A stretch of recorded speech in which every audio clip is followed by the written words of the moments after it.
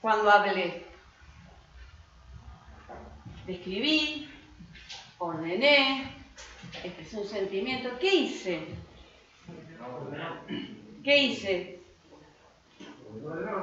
Di una orden. Bien, eso es la dimensión ilocucionaria. Pero además también hay otra dimensión que es la perlocucionaria, que es el efecto que cayó a todos ustedes. Y si hubieran empezado a leer, no se hubieran asustado. Bueno, era una manera de explicarles gráficamente lo que es las diferentes dimensiones de un acto de habla. Bien, se asustaron, ¿no? Yo puedo ofender, asustar, alabar, qué sé yo. Pero, bueno, ¿quedó claro? Bien, bien. Bueno, está bien. Dios, funcionó. Bueno, muchachos. Aparte mira como diciendo, ¿qué le agarró un viernes encima? Claro, de la primera semana. Bueno, ¿les quedó claro? Bien. Estoy sin posibilidad de escribir, pero bueno. ¿Podés conseguir? Sí, dale. Bueno, mientras yo les voy diciendo un poquitito qué es lo que vamos a ir viendo hoy. Primero vamos a mirar un poco digamos, los conceptos que estuvimos viendo del lenguaje, cómo los podemos aplicar al sistema jurídico, la relación que existe entre el lenguaje y el sistema jurídico, teniendo en cuenta, más que nada, lo que explica el doctor Portela en el primer capítulo. Estos se perdieron el susto. Por llegar tarde se perdieron lo mejor. Lo mejor se perdieron. ¿Qué pasa si les digo que saquen una hoja ahora? A ver. ¿Qué pasa? ¿Eh? ¿Sí? ¿Sí? ¿Llegan tarde? Bien. Bueno, yo les estaba explicando a tus compañeros, les estaba explicando a sus compañeros que Austin habla de las dimensiones de lo que es el acto de habla, que tiene diferentes dimensiones. Una es la dimensión locucionaria, que es el acto de hablar, el acto de decir, lo que yo digo, textualmente lo que digo, lo que expreso, lo que hablo, en los símbolos que expreso. En este caso, ¿cuál sería el acto locucionario en lo que acabo de decir? ¿Qué dije? Saqué una hoja. A su vez hay otra dimensión, que es la dimensión ilocucionaria, que es lo que yo hago cuando digo algo. ¿Cuál es el uso que le estoy dando? En este caso, ¿cuál fue el uso de acuerdo a los usos que vimos? Descriptivo, directivo, expresivo. ¿Cuál sería? Directivo. Bien. Y a su vez hay un uso perlocucionario, que es el efecto que causó en ustedes dos lo que yo les dije. ¿Qué efecto causó? ¿Susto? Ese es el efecto perlocucionario. Yo puedo ofender, puedo agradar, puedo, diríamos, asustar.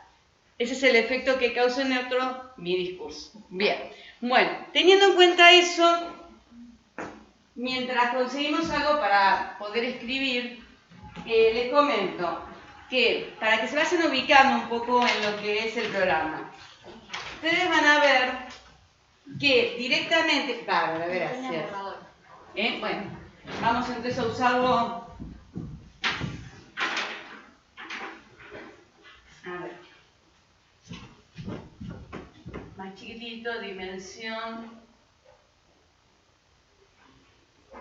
locucionaria.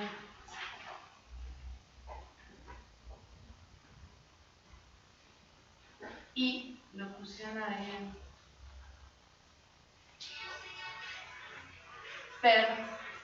Perlocucionaria.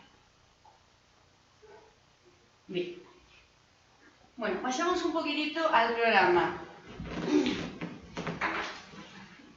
Como ustedes pueden ver, la unidad número 1 comienza directamente con los diversos usos de la expresión norma. Comienzan con usos del lenguaje, diversas clases de normas, y específicamente se refiere a la clasificación de von Rey de normas y a la comparación que realizan los autores Searle y Schauer respecto a la clasificación que realiza von Rey. Esto lo va a dar el doctor Eduardo Gambini el próximo martes. Después sigue norma y lenguaje, ahí vamos a ver normas, formulaciones de normas, proposiciones normativas, el carácter sobre y subincluyente de las normas, existencia de normas y formulaciones en el lenguaje, normas prácticas y regularidades de conducta. Eso es lo que vamos a tratar de ver hoy. Y también la parte 3, que es concepciones de las normas como entidades semánticas, las normas como entidades pragmáticas. Punto 4, normas silógicas, lo van a ver con el doctor Eduardo Gambini. Bien. Teniendo en cuenta esto, para que nos vayamos ubicando, yo les había comentado que íbamos a analizar un poco la relación entre el lenguaje y el sistema jurídico todo, de acuerdo a cómo lo explica el doctor Portela en la unidad número 1 de, el libro sobre algunos conceptos sobre la teoría del derecho. El doctor Portela, teniendo en cuenta lo que vimos, dice que nosotros podemos realizar un análisis similar y encontrar las mismas partes que encontramos en el lenguaje del sistema jurídico. Primero lo que dice que el sistema jurídico es también comunicación. O sea, lo que hacemos es comunicar relaciones de poder y conductas de las autoridades a los sujetos normativos. Es también comunicación. Nosotros también podemos realizar un análisis del sistema jurídico de manera diacrónica, o sea, en forma dinámica, y también en forma sincrónica o estática, que es específicamente lo que vamos a realizar cuando vemos, si ustedes ven las unidades del sistema jurídico, análisis estático y análisis dinámico del sistema jurídico. O sea, cuando lo vemos en forma dinámica, el sistema jurídico es principalmente un sistema dinámico porque cambia continuamente. Entonces, algunos autores hacen una distinción entre sistema y orden jurídico para distinguir al estático de lo que es el sistema cambiando, en continuo cambio, en continuo movimiento. También podemos ver una distinción entre la lengua y el habla. ¿Por qué? Porque la lengua serían las normas y el habla sería la aplicación de esas normas, todo el tema de aplicación, de interpretación. También podemos, el tema del tiempo es algo muy importante dentro del ordenamiento jurídico.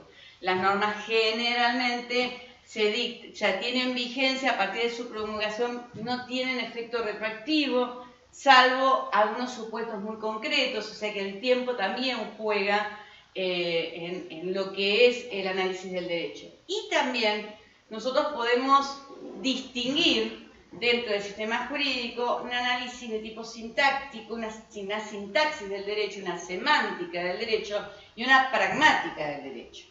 La sintaxis del derecho obviamente es lo que estudiamos en esta materia, en teoría general del derecho.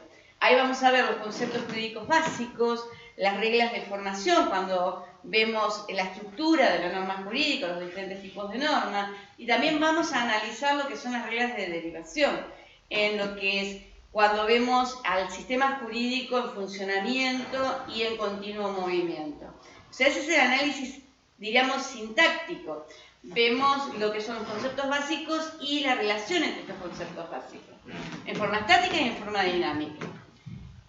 El análisis semántico es en realidad el contenido del sistema, el contenido de las normas, el significado, que ustedes lo van a ver principalmente en las materias de fondo. Cuando estudian civil, cuando estudian penal, cuando estudian también las materias de forma, de procedimiento. Ahí lo que van a ver es la semántica del derecho, el contenido. Y la pragmática, obviamente, la vemos también porque vemos interpretación y vemos aplicación en teoría del derecho. Entonces, diríamos, todos estos distintos análisis que los tomamos de lo que es la semiótica o de la lingüística, los traspolamos y lo aplicamos perfectamente a lo que es un sistema jurídico. ¿Esto les queda claro? Bien. Bueno.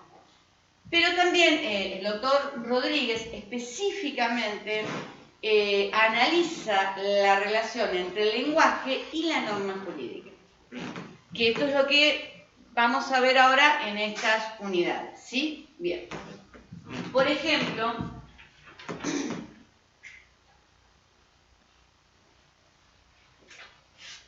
el punto 2 de la unidad número 1 habla de normas, formulaciones de normas y proposiciones normativas. Obviamente existe una relación muy marcada entre lo que es las normas y el lenguaje, porque ya tiene una tradición filosófica importante. Generalmente se identifica el sistema jurídico con la regla, y eso ya lo vemos en Grosso, en Pufendorf, en Kant, en donde realmente existe, o sea, se identifica al derecho con la regla escrita. Y esto se acentúa, sobre todo, a partir de movimiento de codificación, a partir del momento en el cual el derecho pasa a ser derecho positivo, que comienza a fines del siglo XVIII, más que nada a principios del siglo XIX, este proceso de codificación que comienza en Francia y que sobre todo es llevado adelante por Napoleón, en donde el derecho pasa a ser derecho positivo, que significa derecho puesto, derecho escrito. Entonces el derecho pasa a promulgarse, a hacerse conocer mediante la redacción, el lenguaje de las normas. Entonces esa relación entre el derecho, la norma y el lenguaje es muy estrecha. Y se acentúa a partir de, o sea, porque además la ciencia del derecho, que toda actividad científica se expresa en lenguaje, pasa a tener un objeto de análisis, de estudio positivo, concreto, un determinado sistema jurídico o las características de los sistemas jurídicos positivos en general, pero hay un objeto que casualmente está expresado en lenguaje. ¿Esto les queda claro? Bien, entonces, teniendo esto en cuenta, podemos nosotros hacer distinciones entre las formulaciones normativas, las normas y las proposiciones normativas. Recuerdan que yo les había dicho a ustedes que la proposición era el significado, el contenido de una oración indicativa, de una oración que describía algún estado de cosas. Esas son las esa es la función que cumplen las oraciones indicativas, gramaticalmente indicativas. Bien, teniendo en cuenta esta relación entre el lenguaje y la norma, nosotros nos encontramos con una formulación normativa. O sea, la formulación normativa es el conjunto de símbolos en los cuales se encuentra redactado una norma que generalmente, esta formulación normativa en las normas, utiliza una serie de operadores jurídicos como prohibido, permitido, obligatorio. O sea, es la formulación a través de símbolos y lenguaje de una determinada regla.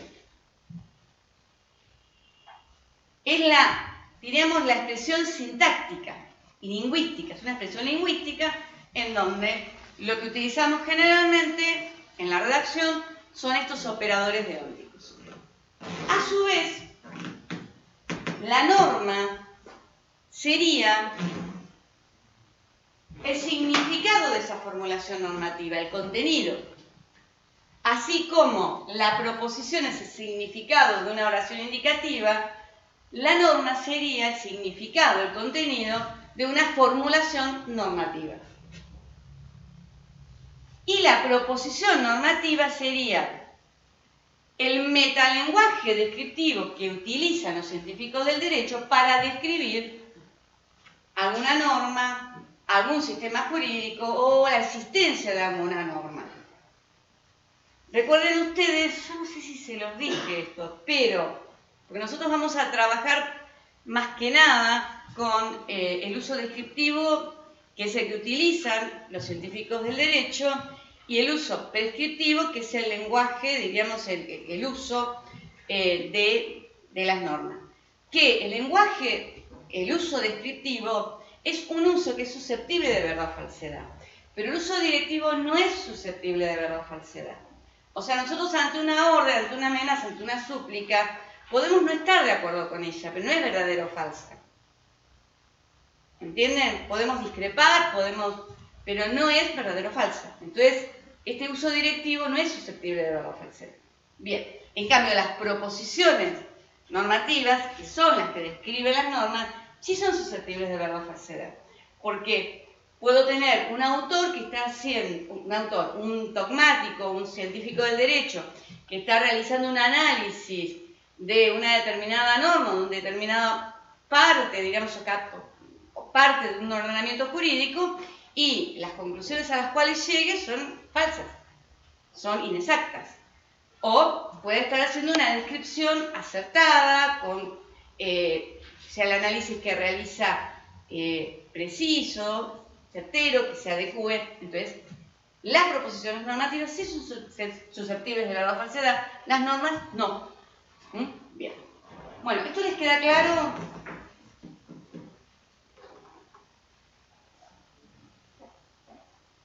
Bien. ¿Se acuerdan que nosotros algo habíamos comentado sobre el carácter sobre y subincluyente de las normas? Vieron que cuando nosotros empezamos a hablar del tema de la ambigüedad, de la vaguedad, de cuando nosotros tenemos que redactar, puede suceder, y sucede generalmente, que a veces la redacción de la norma es defectuosa y hace que de repente determinadas situaciones o decisiones judiciales, por ajustarse a lo que establece la norma, no se adecúen al fin que de repente una norma ha tenido. El doctor Rodríguez da unos ejemplos. Por ejemplo, habla que hay una norma de Estados Unidos que estaba redactada diciendo que se permitía presentar no sé qué tipo de pedido de exención impositiva hasta el 31 de diciembre. Y el problema que se planteaba, antes del 31 de diciembre. Antes del 31 de diciembre. Sea el término que se había utilizado. Entonces, si bien aparentemente la intención había sido que se presentara en el último día, diríamos, del año, una persona lo presenta el 31 de diciembre y dice, no, antes del 31 de diciembre usted lo tiene que haber presentado el 30 de diciembre. Y le tienen por no presentado ese pedido. La persona apela a la Corte Suprema de Estados Unidos y la Corte Suprema de Estados Unidos directamente le rechaza, digamos, el recurso, no porque no tuviese, digamos, razón la persona, sino porque dice que la Corte Suprema de Justicia no está para resolver sobre defectos en la redacción de las normas. Y que la verdad que la decisión que ha tomado el juez, si él consideró que la norma era que la disposición era hasta el 30, está perfecto porque no se va a poner a resolver sobre situaciones de redacción defectuosa de normas. También, en este caso, se privilegió la redacción de la norma por sobre, en realidad, el fin que tuvo el legislador en permitir presentar pedidos de extensión hasta fin de año. Da otro ejemplo en el cual la decisión estuvo en favor de la justificación que tenía la norma. Un policía detiene a un empleado postal que estaba repartiendo correspondencia por homicidio. O sea, la persona estaba procesada por homicidio, estaba prófugo, bueno, la detiene, o sea, sabiendo. El tema es que cuando la detienen, se plantea que el policía habría cometido un delito que es el de obstaculizar la distribución de la correspondencia, que en Estados Unidos es un delito. Entonces, al haber detenido al cartero, porque había cometido un delito, él también había cometido un delito porque en realidad estaba obstaculizando la distribución de la correspondencia. En este caso, obviamente se consideró que el fin mayor, o sea, la justificación de la norma era obviamente de una persona que se estaba buscando por homicidio, era mucho más grave, o sea, él tenía que realmente detenerlo y obviamente el fin que tenía la norma que decía que no se debe impedir la obstaculización de la distribución de competencia ante el hecho que el cartero era buscado por homicidio, obviamente no quedaba aceptado, diríamos. También da otros ejemplos por el tema del perro. ¿Se recuerdan que yo les había comentado el ejemplo del perro? En donde en un restaurante se decide prohibir el ingreso con perros por el tema de la peligrosidad. Entonces, se plantean ese mismo día dos situaciones. Una persona no vidente que quiere entrar con un perro lazarillo, que obviamente no es peligroso, y es más, cumple una función obviamente de guía, y al cual no se le permite ingresar por la prohibición, y una persona que pretende ingresar con un lobo, al cual se le permite ingresar porque el lobo, de acuerdo a la redacción de la norma, no estaba comprendido dentro de la prohibición, a pesar que sí estaría comprendido por la justificación. ¿Por qué? ¿Por qué sucede esto? Porque el tema de la redacción de las normas, generalmente las normas se redactan de manera general. Las normas lo que hacen cuando se legisla sobre una determinada situación, no se legisla sobre individuos, sino sobre generalidades. Y también generalidades sobre los hechos. Y lo que se toman es, ¿recuerdan cuando nosotros decíamos que uno cuando define o cuando determina una clase, lo hace teniendo en cuenta características definitorias que son las importantes y no teniendo en cuenta otras características que pueden o no tener las personas o los hechos de la realidad, pero que resultan irrelevantes para definirlos? Entonces, el problema que se plantea es que, como nosotros redactamos normas y para eso las realizamos de manera general, muchas veces quedan características que no son tenidas en cuenta y que en realidad eran relevantes, o se redacta la norma con términos que adolecen de ambigüedad o que adolecen de vaguedad. Entonces, el problema que se plantea es que la redacción de la norma, primero por su generalidad y segundo porque a veces la redacción es defectuosa por los términos que se eligen, hace que no se encuentre realmente redactado en forma clara el fin, el objetivo, la justificación que se tuvo en la redacción. A veces las normas están perfectamente redactadas, tienen perfectamente cubierto todos los elementos y las características y objetivos que se tuvieron en la mira cuando se la redactó, pero a veces esto no sucede. ¿Qué es lo que pasa en la realidad? ¿Cuál es el problema? El problema que se plantea es que cuando se debe aplicar la norma, generalmente se dan dos situaciones en la persona que las aplica o que las interpreta. Hay, diríamos, intérpretes que respetan a ultranza la redacción de la norma por sobre la justificación.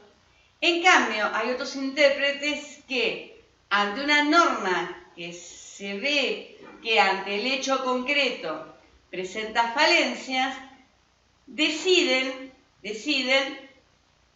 priorizar la justificación que se ha tenido cuando se redactó. Tenemos, de acuerdo a la posición que uno tome, dos modelos. El modelo conversacional, que es aquel que ante una situación, por ejemplo, el modelo conversacional se aplicó indudablemente cuando se determinó no procesar al pobre policía que detuvo al cartero que estaba acusado de homicidio. En cambio, el modelo, que es el otro, atrincherado, que entre la redacción de la norma y la justificación privilegia la aplicación de la norma tal cual está redactada, se le denomina modelo atrincherado. Modelo atrincherado sería el juez que a la persona que presentó un pedido de exención el 31 de diciembre se lo desestima porque considera que la redacción de la norma dice que era antes del 31 de diciembre y lo tenía que haber presentado el 30. Entonces, este es el problema que está relacionado directamente con lo que luego vamos a ver en interpretación. Nosotros cuando tenemos problemas de interpretación por ambigüedad, por vaguedad, por defectos lógicos como las contradicciones, las lagunas, la redundancia, nosotros podemos tomar, dos posiciones. O hago una interpretación, diríamos, restrictiva de la norma y reduzco el campo de aplicación, o hago una interpretación que amplía el campo de aplicación, tratando de buscar en este caso no tanto el texto escrito que presenta defectos, sino más que nada privilegiando, haciendo una interpretación no restrictiva sino extensiva de la norma y buscando sobre todo cuál, ante el caso concreto que tengo que resolver, era la justificación subyacente del objetivo que se persiguió. Esto está directamente relacionado cuando el operador jurídico, sobre todo el juez que debe resolver, que es tal vez el que más nos importa a nosotros como operadores que interpretan, o sea, que más nos interesa es la interpretación judicial, que es la operativa, porque es la que resuelve y la que le da la interpretación que adquiere valor de cosa juzgada, la que nos interesa. Realmente, independientemente, también nos interesan otras interpretaciones, pero diríamos, la interpretación que en el ámbito del derecho a nosotros nos interesa es la operativa, que es la del juez. Entonces, el juez tiene casos claros cuando interpreta o cuando debe resolver y tiene casos, obviamente, difíciles.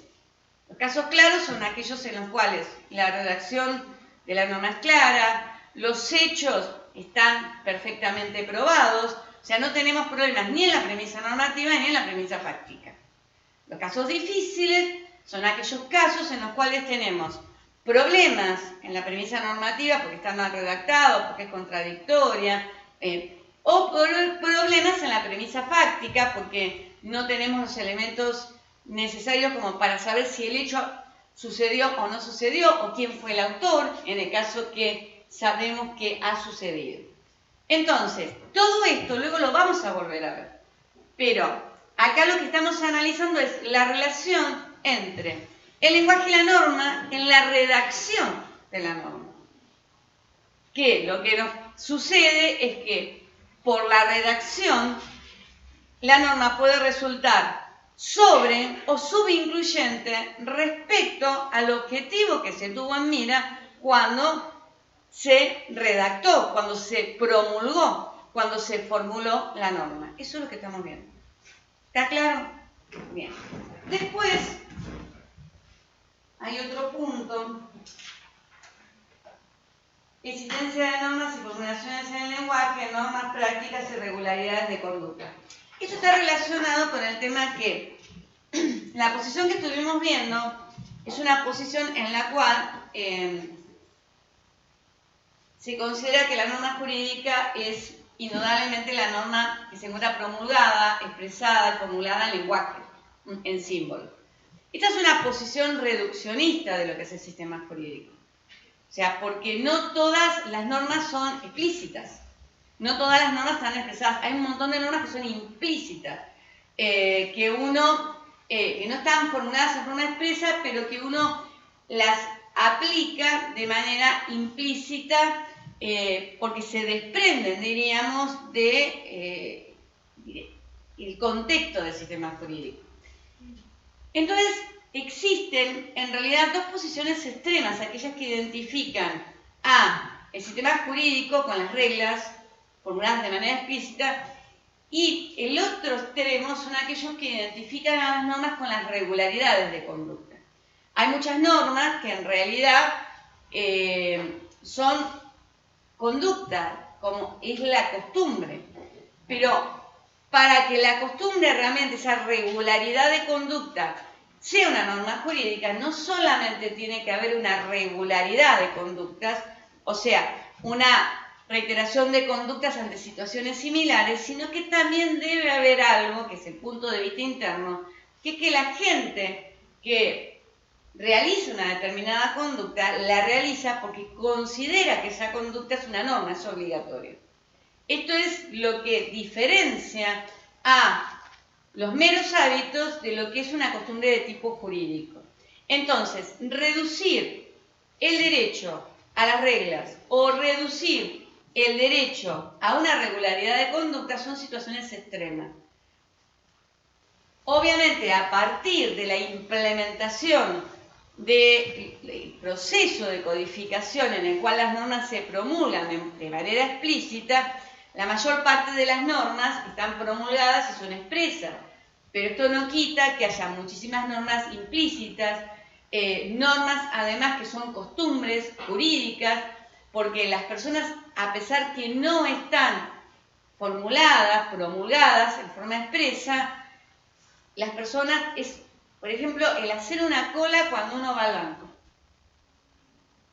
el sacar el número, el saludar cuando uno entra, son realmente conductas que uno las vive como obligatorias.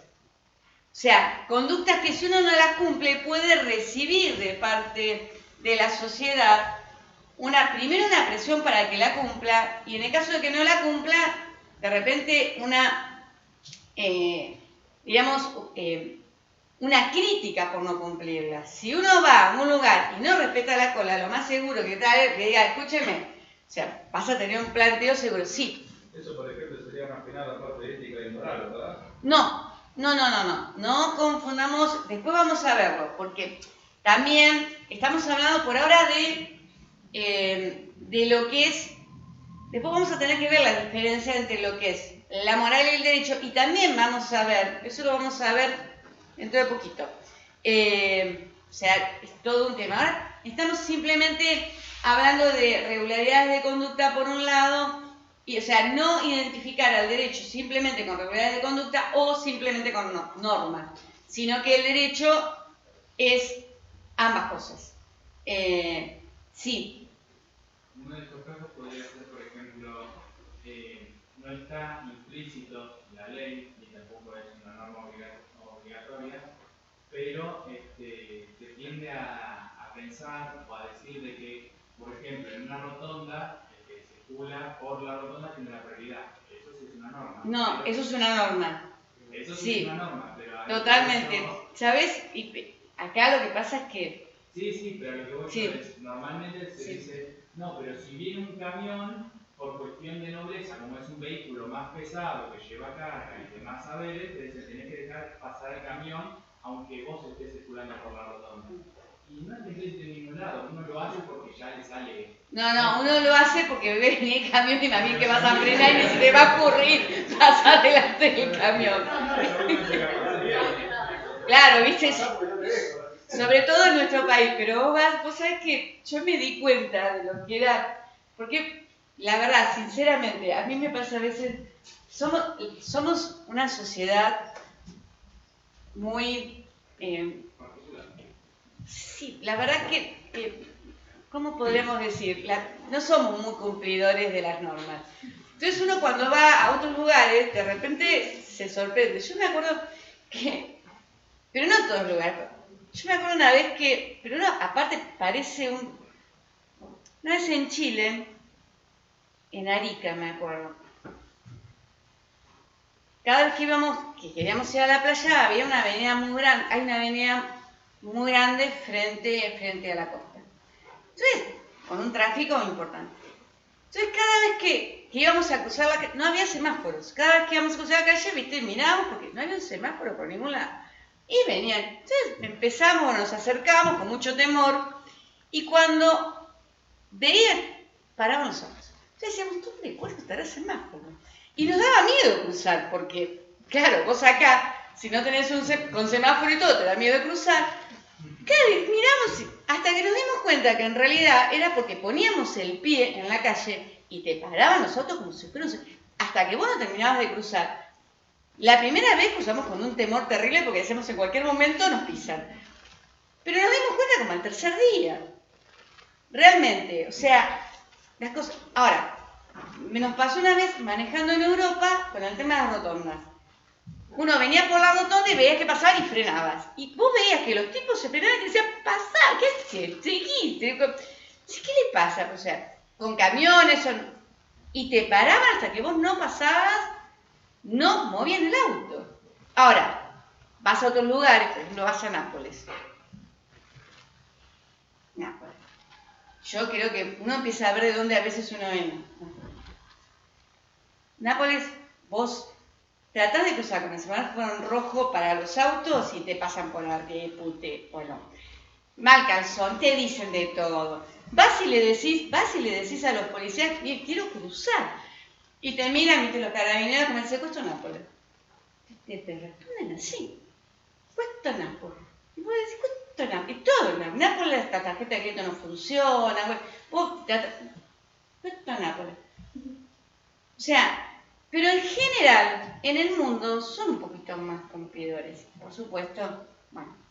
Pero realmente, a veces, es muy difícil dar ejemplos de costumbres jurídicas o de normas, porque nosotros incumplimos todo en este país.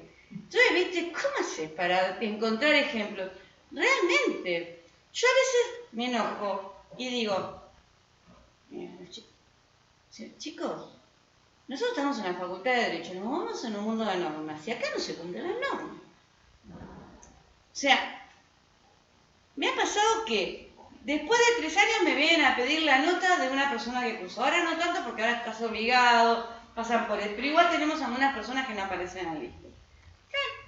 Y me dice, mirá, ¿te podés pasar una nota para el consejo académico de fulanito de tal? Y yo qué sé si el fulanito de tal que cursó es el mismo que... Yo no te puedo garantizar, no aparece. Yo igual llevo el registro de todos. Entonces vos presentás una nota diciendo, la hago yo. Me solicitaron la nota de una persona que dice ser y llamarse fulanito de tal, que cursó en el tal cuatrimestre, que se sacó. No sé si la persona de la cual me piden la nota es la misma persona que cursó. Resuelve el consejo académico. Bueno, podés estar inscribiendo, o sea, estar cursando en la Facultad de Derecho 3 años sin haber presentado la documentación completa. 3 años, 2 años. O sea, es un poco difícil dar ejemplos, pero si buscamos en algunos otros lugares, tal vez. En general, hay un incumplimiento de las normas. Nosotros tenemos, la verdad, como sociedad, un incumplimiento muy, muy, muy grande. Es como que, no sé, pero bueno. Todo da igual, qué sé yo. Bueno, así nos va. Pues me perdí. ¿Dónde estaba? Estábamos en el tema de normas prácticas y irregularidades de conducta. Y después vamos a pasar... ¿Cómo andamos con el horario, chicos? 45. ¿El? 45. ¿21 a 45? No, 45 minutos faltan. Pensé que... No, bien. No, ahora vamos a ver esto y ya con esto terminamos porque yo le tengo que dejarle... Lo demás lo va a seguir dando el doctor Ramírez, además hoy es viernes. Además también. Bueno, ahora vamos a ver, que es bastante sencillo... Concepciones de las normas como entidades semánticas pragmáticas. ¿Vieron lo que es? Miren lo que somos como sociedad. Miren la profesora. Sí. Quería consultar sobre John Coffey en el ¿Cómo? que no puedo entrar al sistema ni al aula virtual. Quería saber si sobre... Lucía, ¿qué está pasando con el tema ese? Estamos... No sí. sé, Yo que creo que no estoy validada, tipo, que estoy inhabilitada para todo. fíjate todavía está el chico del ser abajo y consulta ahora antes de que se vaya. Sí, ya fue como 3 meses, me notan no sé dónde para hablar con no sé quién, pero nunca respondo la No, es un tema, porque... Más que nada esta pregunta era porque yo no puedo entrar... O sea, No, que tenés... Dentro del campus virtual tenés toda la bibliografía, tenés... es un tema.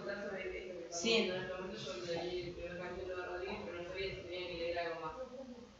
Nosotros, o sea, yo lo que les comento a ustedes es que para esta unidad, nosotros vemos la unidad número 1 del libro del doctor Rodríguez, la versión corta. El capítulo 1. La versión corta. Sí, ya estoy. No, pero yo quería decir que yo pude entrar al campo. ¿Pudo? Sí, pero no hay nada de esta comisión. ¿No se subió nada a la comisión? Sí, se subió. Porque yo pude entrar a derecho. Comisión 7 y 8 es. Sí, pude entrar a derecho político y todo. Sí. Pero de esta no pude entrar. ¿Pero no pudo entrar a la comisión de teoría? Ahí lo matriculé. A ver, pero un chiquitito que a mí Lucía. Con el tema del acceso al campo, yo no puedo entrar porque es algo Claro, está bien, pero la matriculación de ver que más le falta y después ingresar al campo si no está matriculado, ahí está y le pongo matriculado. Claro, yo desde el instituto, no nos vinculado. Igual es un proceso. A mí me pasó lo mismo, me dijeron que tengo que esperar. Sí, siempre hay dificultades el primer tiempo para el ingreso. Bueno, les vuelvo a comentar la bibliografía para esta primera unidad. El libro del doctor Rodríguez, la versión corta. Hay una versión corta y una versión larga, la corta. Bien. Y después pueden ver, para lo que es lenguaje en general, porque el doctor Rodríguez comienza desde usos y funciones. Bien, lo que es en general, que es lenguaje, signos, símbolos, las teorías realista, nominalista, las partes de la lingüística y de la semiótica, ambigüedad, vaguedad, bueno, todo esto lo ven del capítulo 1 de Libur o del capítulo 1 del doctor Portela o de la primera parte del capítulo creo que 5 sobre interpretación del libro de Nino. Obviamente donde está más desarrollado, o sea, con mucha más extensión, más desarrollado, es en Libur. Me parece de repente más claro, el otro es mucho más sintético. Y tal vez hacer más sintético le falten a ustedes algunos conceptos. Pero igual están las tres bibliografías bien correctas. Lo que pasa es que la de Libur es mucho más, está mucho más desarrollado, más amplio, me parece tal vez un poco más llevadero. A eso me refiero. Bien. ¿Cómo se escribe? ¿Qué cosa? El apellido de Edinburgh. Gibur.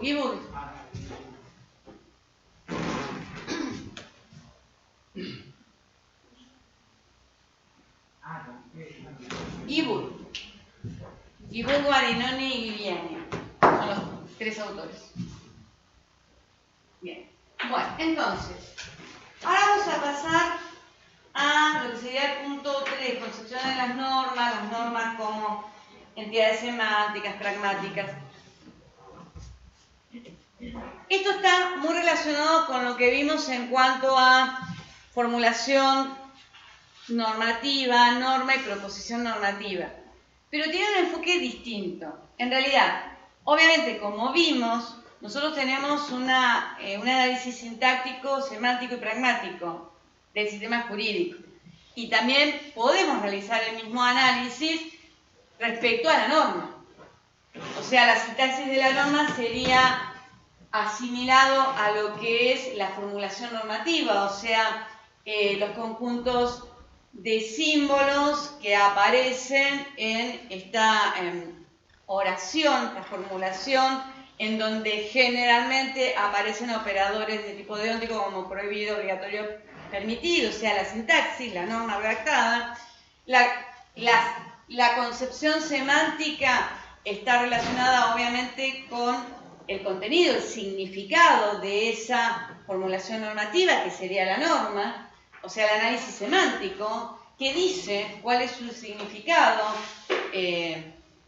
y lo que sería la concepción pragmática está relacionada, obviamente, con el uso, la función de la norma, que obviamente nosotros la ubicamos en lo que es el uso directivo. De eso no tenemos duda. Es tal vez uno de los usos más intensos del directivo porque son prescripciones. Con las normas lo que intentamos es regular y dirigir la conducta de la sociedad en aquellos temas en los cuales el legislador considera relevantes, porque no se legislan todas las conductas, se legislan aquellas conductas que se consideran importantes. Y además, la técnica de legislación es obligatorio versus permitido, o sea, conductas obligatorias versus conductas prohibidas, prohibido versus, o sea, eso sería la manera en la cual se redactan. Los conflictos están dados por conductas que están prohibidas enfrentadas con conductas en realidad que están permitidas, que son obligatorias. Vamos a ver que el universo de los conflictos es mucho más amplio, porque puede haber conflictos entre conductas permitidas. O sea, cuando hay incompatibilidad de pretensiones, las partes pueden tener ambas conductas permitidas en sus pretensiones, pero existe un conflicto entre las partes.